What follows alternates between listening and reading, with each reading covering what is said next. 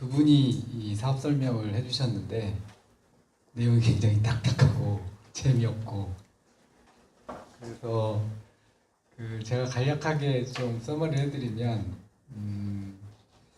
RPS라는 게 있어요. RPS가 뭐냐면 리뉴어블 에너지 포트폴리오 스탠다드라는 건데, 발전 사업자들이 일정 규모 이상의 발전 사업자들이 화석 연료를 사용하는 발전 사업자들이 의무로 신재생 에너지를 사용해야 됩니다. 그게 이제 법으로 규정한 거고, 그 신재생 에너지의 그 앞쪽에 리뉴어블 에너지라는 게 신재생 에너지인데, 우리 앞에 두 개에 해당하는 사업이 신재생 에너지와 관련이 있어요. 그래서 제가 거기 간략하게 설명을 드리면, 이제 거시적인 측면에서 이쪽 인더스트리가 이 투자하시는 분들한테 굉장히 생소하실 것 같은데, 이제 지금 두 분이 말씀하셨던 건 사업의 미시적인 부분들을 말씀드린 거고, 이제 우리가 거시적인 측면에서 이쪽 인더스트리가 지금 어떻게 글로벌하게 흘러가고 있는지를 제가 간략히 말씀을 드릴게요. 얼마 전에 빌 게이츠가 극찬하는 비즈니스가 하나 있었어요. 이게 뭐냐면, 나스닥이 최근에 상장됐는데 식물성 육류예요. 식물성을 가지고 고기 맛을 똑같이 내는 육류가 나스닥에 상장이 돼서 공모가에 제가 알기로 3배까지 오른 것 같아요. 상장하자마자. 그리고 또 무슨 일이 일어나냐면, 축산에서 예전에는 고기를 직접 키웠는데 인공 배양해가지고 식용 고기를 만들어요. 공장에서. 그런 일들이 일어나고 있고, 그리고 예전에는 농업을 하는데 뭐 사람이 하거나 뭐 이렇게 했지만, 지금은 드론을 이용하거나 이렇게 해서 임업이나 농업 쪽이 IT 기술하고 접목해서 지금 맨 처음에 소개했던 우리메날 같은 경우도 산림정보 시스템을 하고 있는데, 요즘 드론 띄워서 세부적으로 나무가 어떻게 분포되어 있고 거기에 나무에 어떤 트리트먼트를 한다든지 뭐 농약을 준다든지 거기에 어떤 문제가 생길 수 있는지를 인공지능하고 연결해가지고, 그러니까 제가 말씀드리는 게 뭐냐면, 1차 산업이 고도화되면서 자본 생산성이 엄청나게 올라가고 있고, 그게 이제 글로벌화돼 가고 있어요. 이제 기술이 발전하기 때문에 그렇게 되는 건데, 임업도 마찬가지일 것 같아요. 제가 볼 때 임업이 지금 우리 매날 같은 경우는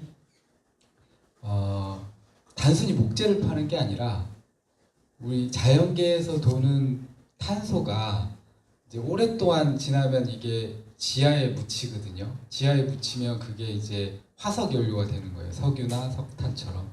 그런데 이걸 빼서 쓰면 이 에너지를 몇백만 년 동안에 이 태양열을 받아가지고 묻혔던 에너지를 빼서 쓰면은 자연계에 없던, 순환계에 없던 탄소가 다시 끄집어내서 이산화탄소로 배출이 되고, 그러면 지구 온난화가 생기거든요. 근데 지금 조림 사업은 뭐냐면, 자연계에 있는 이산화탄소를 나무에 축적을 시키는 거예요. 그러면 그 나무를 떼더라도 신규로 이산화탄소를 자연계, 순환계에 있는 애들을 나무로 땡겼다가 그거를 연료로 활용하면 이제 이산화탄소가 추가로 증가되지는 않거든요. 근데 이제 묻혀 있는 애들을 빼서 쓰면 이산화탄소가 추가로 증가되기 때문에 발전 사업자들 보고 태양광이라든지 뭐 풍력이라든지 이런 지금 우림 NR이 하려고 하는 게 조림 사업을 통해서 펠렛을 만들어서 이제 발전 사업자한테 파는 건데, RPS를 충족을 못 시키면 발전 사업자들이 이제 리뉴어블 에너지, 신재생 에너지 의무 비율을 충족을 못 시키면 REC라는 걸 사야 돼요. 이게 이제 REC가 뭐냐면, 신재생 에너지를 가지고 발전을 한 사업자한테 발급되는 증서 같은 거예요. 그거를 발전 사업자들이 사야 돼요. 그래서 아까 두 번째 회사가 신재생 에너지로 만드는 발전을 하는 회사거든요. 그러니까 거기서 REC를 받게 되고, 그 REC를 발전 사업자들이 삽니다. 그게 한전에서 하는 게 뭐 몇천억 단위에서 조 단위로 지금 거래되고 있는 걸로 알고 있어요. 그러니까 이제 두 개 다 신재생 에너지와 관련되는 영역이고 거시적으로 보면 그 우리 맨알 같은 경우는 이 조림 사업이 단순히 예전처럼 목재를 만들어서 이 목재를 만드는 가공 쪽에 있는 이런 영역은 굉장히 지금 비즈니스로 전망이 별로 없습니다.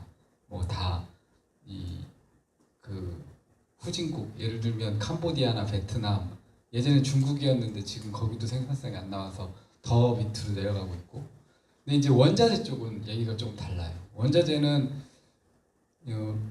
최근에 이제 중국이 급속도로 도시화가 진행이 되면서 원자재의 블랙홀이었고, 그리고 많은 원자재들이 상당 부분 소모가 됐는데, 이제 원유는 조금 다른 얘기인데, 목재 같은 경우는 지구 온난화 때문에 더 이상 그 자연님을 벌목을 못하도록 규제가 국제적으로 굉장히 강화되고 있고, 그래서 그 아까 제가 처음에 말씀드렸던 두 가지가 있는데, 첫 번째는 조림 기술이 예전하고 다르게 IT 기술하고 연결돼서 굉장히 생산성이 높아지고 있다는 거예요.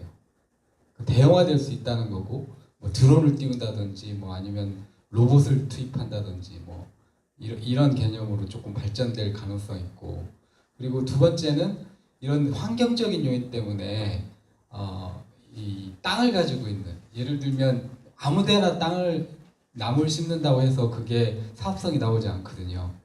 이 풍부한 일조량과 뭐 강수량과 열대림이 잘 자랄 수 있는 땅을 가지고 있을 수 있는 회사가 굉장히 경쟁력을 가질 수 있다라고 보여져요. 그러니까 이런 기술과 미래적인 안목과 그리고 땅을 가지고 있는, 다 되는데 땅이 없으면 안 되거든요. 우리나라에 뭐 아무리 좋은 드론 기술이라든지 임업 기술이라든지 조림 기술이 있어도 땅이 없으면 할 수가 없어요.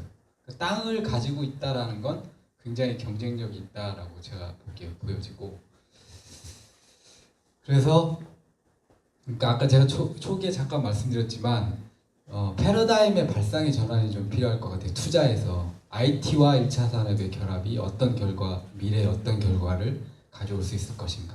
투자자들, 우리가 같이 투자하시는 분들이나 주식 투자하시는 분들이 굉장히 중요하게 생각해야 되는 게 패러다임의 변화거든요. 앞으로 어떤 패러다임의 변화가 시장에 영향을 미쳐서 밸류를 만들어낼 것인지에 대한 선견지명이 필요할 것 같아요. 근데 제가 볼 때는 임업을 단순히 아까 우리 맨날에 대표이사님이 서울대 임학과 나오셨어요. 그때 시절이 지금 60년생이신데 그러면 저보다 10년 선배니까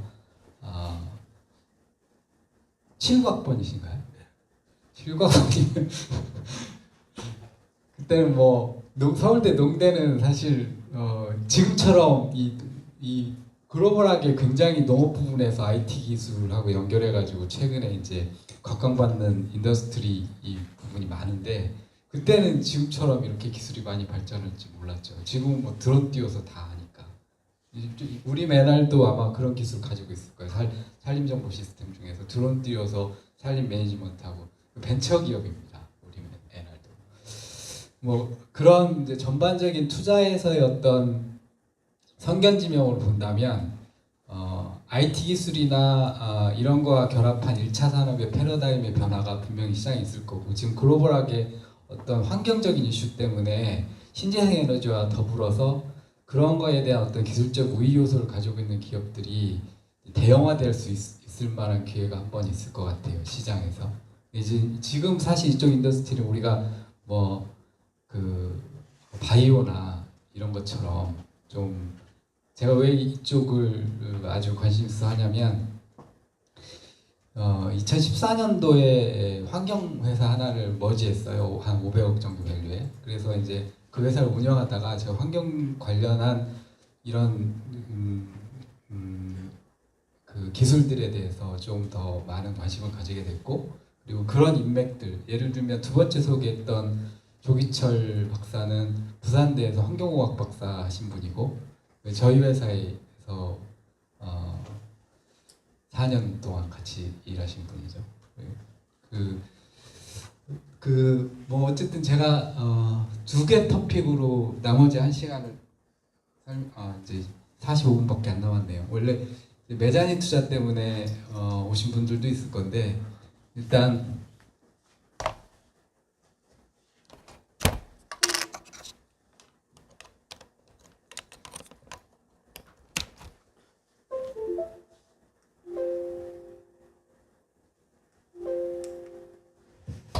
엔젤 투자에 대해서 잠깐 소득공제 제도에 대해서 잠깐 설명을 드릴게요. 이게 이제 벤처 기업이나 3년 미만 기업 중에서 이거는 업력에 상관이 없어요. 벤처 기업은 우리 매달은 벤처 기업이죠.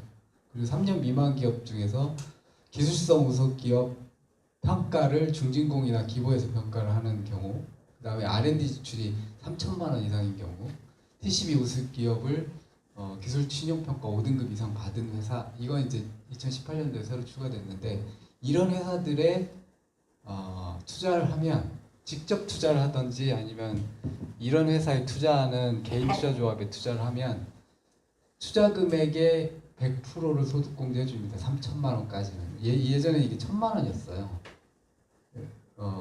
그리고 3천만 원 초과 5천만 원까지는 70%의 소득공제를 해주고 5천만 원 이상도 30%를 해줍니다. 이제 소득공제라고 하면 종합소득 금액, 그러니까 이자소득이나 배당소득, 금융소득이 이제 종합과세되는 게 2천만 원을 초과하는 금액은 종합과세되잖아요. 그리고 이제 근로소득이 있고 뭐 부동산 임대소득이 있으신 분들은 이제 그걸 합산해가지고 종합소득 금액으로 합산되고 거기에서 차감되는 겁니다. 소득공제는. 그리고 차감된 금액이 최종으로 과세 표준으로 잡히게 되고 거기에 이제 자기 구간별로 세율을 때려서 이제 세금 뭐 세액공제가 있으면 세액공제 빼고 이제 그 내야 될 세금을 합산하는 건데요. 그래서 정부가 엔젤 투자를 장려하기 위해서 투자 금액의 3천만 원까지는 100%에 해당하는 금액을 소득공제에 준다 그래서 절세를 시킬 수가 있어요. 엔젤 투자하는 방법은 직접 투자하는 방법이 있고 그 다음에 지금 간접 투자하는 방법이 있는데 얼마나 절세되는지를 보면 일단 최고 세율의 구간이 5억 이상이잖아요. 과표 기준으로 5억 이상이면 지금 세금이 46.2%고 그리고 투자 금액을 1억 원이라고 가정하면 소득공제되는 금액이 3천만 원까지는 100%이기 때문에 3천만 원은 일단 100%를 포함하고 그리고 5천만 원까지는 70%니까 이 추가분 5천만 원에 대한 2천만 원에 1,400만 원이니까 그게 5,400만 원이고 나머지 5천만 원은 30%니까 5,35, 1,500만 원이네요. 그래서 5,900만 원이 공제액이 되고 이걸 최고 세율로 곱하면 절세액이 대략 한 2,726만 원 정도가 세금이 절세인데 이걸 이제 구간별로 이제 절세액이 내가 적용세율이 낮게 되면 절세액이 조금 낮아지는 거고요. 그리고 적용세율이 높게 되면 제일 먼저 까지는 거죠. 내가 5억 이상의 구간에 해당이 되면 제일 먼저 차감됩니다. 그래서 이만큼의 절세액이 있기 때문에 이걸 3천만 원 할 때는 이걸 3천만 원에 대비해가지고 소득공제 금액을 뽑은 거고요. 세액 구간에 따라서 구간이 낮은 사람들은 소득공제되는 금액이 낮죠. 근데 이제 구간이 높은 사람들은 소득공제 금액이 그러니까 절세 금액이 높기 때문에 이제 실투자금이 낮아지는 거죠. 이거는 세금이 부담하는 부분이고 이게 실투자 부분이고 그래서 원금만 회수되면 3천만 원 투자하는 경우에 수익률이 굉장히 높을 수 있어요. 이 부분이 절세되기 때문에 세액을 수익으로 본다면 이게 괜찮은 구조의 투자일 수 있습니다. 금액. 그래서 이게 근데 이제 그 금액이 커지면 조금 얘기가 달라요. 예를 들면 이게 무조건 다 되는 게 아니라 한도가 있는데요. 한도가 종합소득 금액이 50%까지밖에 안 돼요. 내가 종합소득 금액이 5억이면 2억 5천까지밖에 소득공제를 할 수가 없어요. 근데 2억 5천을 소득공제를 받으려면 5천만 원 이상은 공제율이 30%니까 2억 5천을 역산하면 대략 한 10억을 투자해야지 2억 5천을 공제받을 수 있거든요. 근데 10억을 투자하면 2억 5천을 공제받더라도 절세액은 다른 문제예요. 절세액은 거기에다 세율을 다시 곱하는 거니까 실제로 절세되는 금액은 한 1억쯤 될 것 같아요. 뭐 세금이 많이 내시는 분들은. 근데 1억을 투자받자고 10억을 투자하면 9억이 날아갈 수 있거든요. 그러니까 이제 금액이 작을 때는 해볼만 해요. 3천만 원 정도는. 근데 이제 금액이 커지면 커질수록 투자로 검토해야 된다라고 보셔야 되고, 그 투자로 검토해야 되는 건 그 투자가 얼마나 안정성이 있느냐를 검토하셔야 될 것 같아요. 뭐 담보가 있다든지 아니면 영업 현금 흐름이 안정적이라든지 뭐 이런 두 가지 요소가 필요할 것 같습니다. 이게 유명한 그림인데요. 이게 그 기업이 창업해가지고 상장까지 갈 때 어떤 과정을 거치는지에 대한 이쪽이 레비뉴고요. 이쪽이 이제 타임인데 요즘은 이게 굉장히 짧아졌어요. 예전에는 이게 네이버 때만 해도 한 7년, 8년. 네이버도 여러분 아시는지 모르겠지만 밸류 오브 데스를 거치면서 합니다. 셀트리온도 다 거쳤고 이 기간이 길었죠. 네이버도 제가 알기로 2003년쯤 돼야지 이 밸류 오브 데스를 넘은 걸로 알고 있는데 한 게임하고 합병했을 때 이후로, 그리고 이제 그 검색 광고를 시작할 때 이후로 돈을 만들기 시작했고, 그 전에는 굉장히 큰 적자를 냈던 회사입니다. 네이버. 이제 이거를 지나면 굉장히 빠른 속도로 커지지만 이 부분에서 대부분의 회사들이 망해요. 아까 그 윤철 대표님이 설명하셨던 것처럼 벤처 투자의 가장 큰 문제가 뭐냐면 리스크 테이킹입니다. 개인들이 테이킹할 만한 리스크가 아니에요. 벤처 캐피탈들은 펀드를 크게 만들어 놓고 그걸 분할해 가지고 100개든 200개든 많이 투자를 하고 또 잘 선별해서 그 중에 5%에서 3% 정도를 성공을 시키면 그 5%에서 3%가 성공한 회사가 나머지 97개를 커버하는 구조거든요. 그렇게 해서 돈을 많이 벌어요. 예를 들면 손정희가 이제 알리바바 굉장히 유명한 딜이 이제 야후에 투자했고, 손정희가 처음에 투자한 게 이제 미국 야후에 투자해가지고 이제 IT 버블 때 돈을 어마어마하게 벌었잖아요. 근데 그게 IT 버블이 꺼지면서 손정희 자산이 그때 제가 알기로 60조까지 늘어났다고 알고 있어요. 2000년도에 야후에 투자해가지고. 근데 IT 버블이 꺼지면서 그게 1조까지 떨어졌다고 해요. 근데 이제 알리바바에 2천만 불 투자하면서 완전히 살아났죠. 알리바바에 투자한 회사들이 이제 미국 야후, 그다음에 야후 재팬 있는데, 미국 야후는 알리바바에 투자해서 80조를 벌었어요. 근데 그것 때문에 회사를 문을 닫았죠. 좀 특이하긴 한데 어쨌든 거의 대부분의 회사들은 이 밸류 오브 데스를 거치는데 이 부분에서 투자하는 게 엔젤 투자입니다. 통상적으로는. 그러니까 망할 수도 있는 확률 99%에 있는 엔젤 투자를 소득공제 때문에 하라 라고 하는 거는 기부랑 똑같아요. 제가 보기에 하기가 쉽지 않습니다. 뭐 개인이 그 회사들을 벤처 캐피탈리스트처럼 전문적으로 분석을 해가지고 그 각각의 리스크 뭐 그 다음에 그 향후의 전망 그리고 얘들의 그 어떤 전략 이런 거를 다 읽어서 분할해가지고 뭐 몇백 개로 분할해가지고 투자하는 공력이면 다른 거 하죠. 엔젤 투자 못합니다. 근데 이제 금액을 쪼개지 않고 조금 이런 초기 기업들이라도 아까 상품화 구조화시키고 상품화시켜서 벤처 기업에 돈을 넣어서 조금 더 안정적인 구조를 만들어 볼 수 있지 않을까 하는 게 이제 이 앞서 설명했던 두 가지이고요. 그래서 거기 그 투자 구조를 제가 잠깐 설명을 드리면, 이거는 우리 맨날의 인베스트먼트 하이라이트인데, 우리 맨날은 벤처기업 지정을 받은 벤처기업을 지정을 받은 회사이기 때문에 당연히 소득공제 받을 수 있고요.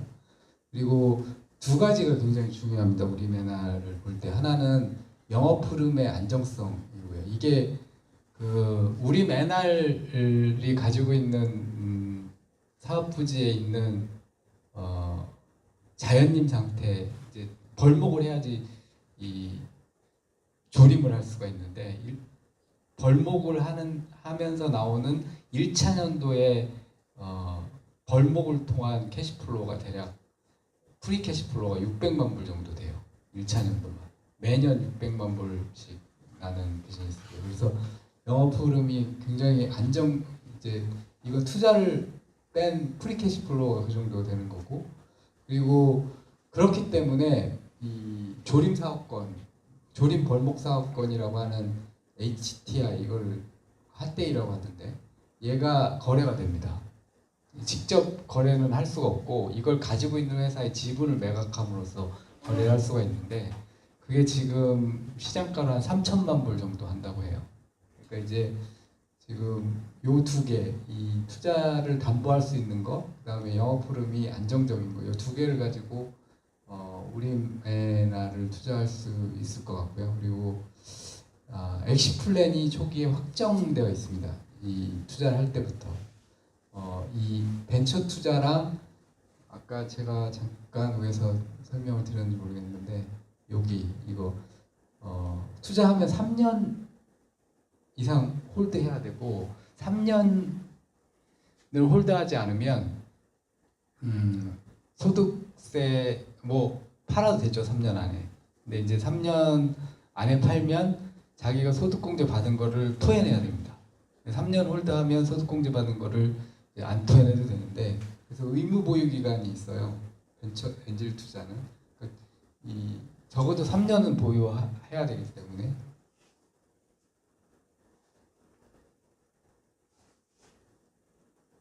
그래서 투자를 설계할 때 3년을 보유하는 걸 기본으로 하고 IRR 8%를 더해서 아예 그냥 투자자들하고 주식 매매 계약에 예약을 해서 3년 후에 자사주를 소각하는 방법으로 이익을 통해서 이렇게 구조가 설계되어 있습니다. 그래서 확정적으로 연 8%의 수익을 매매로, 그러니까 이제 매매로 자사주 거래는 의제 배당에 해당되지 않아요. 그래서 주식 양도에 따른 회수기 때문에 종합소득에 과세되지 않습니다. 금융소득 종합과세, 그러니까 이익도 마찬가지로 그 종합소득에 과세되지 않고, 대신에 이제 분리과세되는 양도소득, 비상장사 주식을 매매하는 경우에 예전엔 10%였는데 지금 20%로 올라 있잖아요. 그래서 분리과세되는 양도소득세는 낼 수가 있는데, 이제 그 올리면서 야 니네 벤처기업 활성화한다고 그러는데 비상장사 주식 양도하는데 세금 올리면 어떡하냐, 그래서 그걸 좀 엔젤 투자인 경우에 면제해달라고 한 이슈가 있었어요. 제가 알기로 입법화된 걸로 알고 있는데 3년 미만 기업에 투자하는 경우에는 양도소득세가 면제되는 걸로 알고 있습니다. 그게 이제 입법화됐는지는 확인을 알고 있는데, 어쨌든 이제 뭐 그런 이슈 때문에 적어도 금융소득에 종합과세되지 않고, 그리고 되더라도 분리과세되기 때문에 이제 최고 세율에도 주되지는 않는다라는 말씀을 드리는 거고, 구조는 아까 이제 좀 그림이 똑같은 그림인데 우리메날의 벤처기업의 유상증자 형태로 투자를 하는 거고요. 그리고 엑시트할 때는 NR이 개인 투자조합이나 이 개인 투자자 지분을 이익을 붙여서 되사하는 구조로 짜져 있습니다. 거기에 관련되는 담보는 우리메너지가 지금 인도네시아 법인의 지분 80%를 소유하고 있는데, 이 회사의 지분을 담보로 넣으면 어떡하냐. 근데 이건 해외에 있기 때문에 요 프로세스를 이쪽에 근질 설정하기가 좀 쉽지 않아서, 얘가 일종의 얘 지주회사 역할을 하기 때문에 우리메너지 지분의 100%를 근질 설정을 하는 걸로 되어 있는데, 이게 개인 투자자인 경우에 근질권은 점유를 기반으로 하는 권리이기 때문에 한 사람밖에 가질 수가 없어요. 그래서 만약에 이게 여러 명의 투자자이면 핀툴 같은 회사가 근질권을 대리 행사할 수 있습니다. 구조적으로 아까 근저당권도 마찬가지인데, 개인들이 여러 개로 쪼개져 있을 경우에 관리 측면에서 근저당권이나 근질권을 행사하기가 좀 어려우니까 이제 관리회사가 그걸 대행해서 행사하도록 P2P에서 많이 그렇게 하는 걸로 알고 있거든요. 그래서 그렇게 구조가 설정되어 있고 두 가지를 보면 되는데 첫 번째는 이 빼떼한이 가지고 있는 핫데이가 신나라마스라는 회사가 있어요. 인도네시아에. 제가 이제 그 석탄 쪽도 조금 공부를 했었는데 원자재 쪽으로 유명한 회사거든요. 걔들이 핫데이를 몇십 개를 가지고 있대요. 인도네시아에서. 근데 걔들은 조림을 하지 않아요. 자연목 상태에서 그냥 놔두고 걔들이 어느 정도 크면 이거 계속 가치가 올라가거든요. 시간이 크면 클수록. 왜냐하면 자연림 상태에서 그 가치 있는 나무는 계속 크기 때문에 그래서 그런 애들이 이제 또는 이런 아까 제가 말씀드렸다시피 이제 글로벌 대기업들이 바이오매스 발전 일본이 이 원전 문제 때문에 원전을 폐쇄했거든요. 최근에 그 원전이 터지면서 그리고 일본에서 지금 바이오매스 발전소를 많이 짓고 있어요. 바이오매스 발전소의 주 원료가 뭐냐면 펠렛입니다. 우드 펠렛. 이게 지금 그 빼떼하는 벌목을 통해서 목재를 생산하고 거기에서 나오는 잡목으로 우드 펠렛을 생산해서 리뉴어블 에너지로 공급을 하는 회사고요. 아까 그래서 이제 중부 발전 얘기가 나오고 우리나라 발전소들이 리뉴어블 에너지 의무 비율 RPS 때문에 우드 펠렛을 대량으로 구매하고 있습니다. 그런데 이제 그게 글로벌 수요는 계속 늘어나는데 공급이 제한적이기 때문에 가격이 대기업들이 들어와서 가격을 많이 흔들었다가 지금 가격이 다시 올라가고 있는 추세라고 하더라고요. 예, 구조는 대략이겠습니다. 두 번째 회사의 구조는 이게 그 두 번째 회사의 구조인데 두 번째 회사에서 제일 눈여겨봐야 될 게 이겁니다. 우리가 국비랑 지방비를 왜 주냐면 이게 이제 62억이나 주는데 돈사들이 돈분 처리하는데 돈을 내야 되잖아요. 요즘에는 돈사 허가를 잘 안 해줘요. 100두, 200두 이런 거 허가 안 나옵니다. 뭐 만두, 2만두 이래요. 왜 안 나오냐면 작은 데들은 처리를 제대로 안 하고 강으로 다 흘려버려요. 농로 같은 데. 평상시는 안 흘리다가 비 많이 오면 쌓아놨다가 구멍 뚫어가지고 물에 흘려버려요. 희석되니까 비가 많이 오면.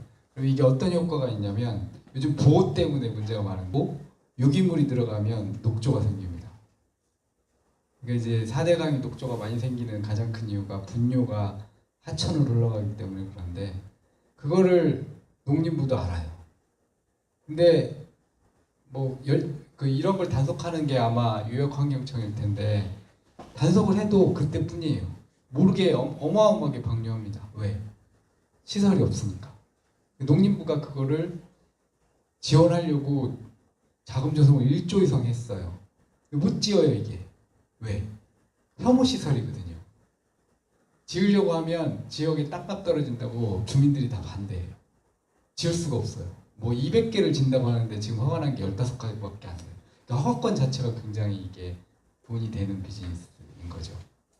허가를 받으려면 그 주민들한테 동의를 받아야 되고 그 동의를 받아서 땅을 사서 허가까지 받는 비즈니스를 만들기가 어려운데 얘는 지금 토지를 매입해서 인허가가 완료되어 있고 국비 확보까지 되어 있습니다. 그러면 우리가 지금 자산을 지금 여기는 얘가 담보인데 이 보통 국비를 받으면